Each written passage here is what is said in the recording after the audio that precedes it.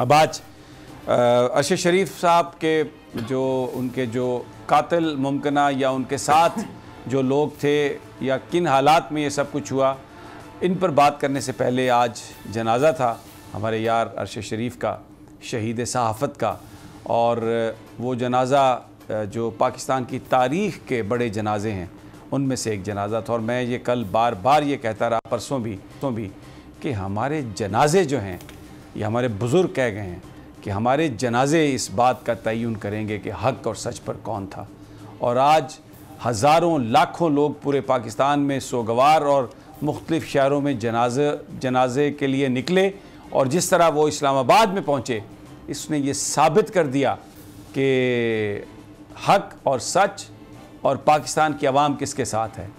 अफसोस है इस बात का कि मैयत अभी हमारे घर में थी और प्रेस कॉन्फ्रेंसेस शुरू कर दी गई जिनमें उंगलियां उठाई गई, हमारे ज़ख़म कुरेदने की बात की गई, हमारे ज़ख़्मों पर नमक छिड़कने की मैं कहूँगा ये बात की गई, और कोई किसी की जानब फिंगर पॉइंट नहीं कर रहा जब तक इन्वेस्टिगेशन ना हो जाए।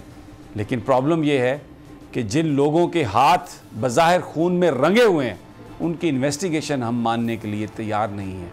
कोई इंडिपेंडेंट लोग, कोई आज़ाद मंच लोग, कोई खुदा से डरने वाले लोग, कोई ऐसे लोग जो पैसे के पुजारी ना हों, अगर वो इसकी इन्वेस्टिगेशन करें तो शायद हम हक़ाइक़ तक पहुंच जाएं। हो सकता है हमारे जहनों में कुछ हो, लेकिन जब तक कोई एविडेंस ना हो हमने बात की है ना हम ये बात करेंगे। मैं आज आपके सामने लॉन्ग मार्च का ऐलान कर रहा हूं। जुमे को मैं लीड करूंगा उसको।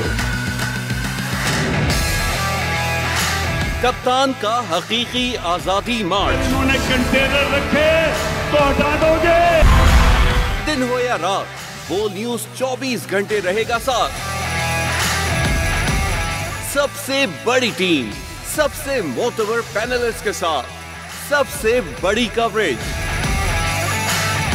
देखिए पाकिस्तान की सबसे बड़ी नशरियात सिर्फ बोल न्यूज पर।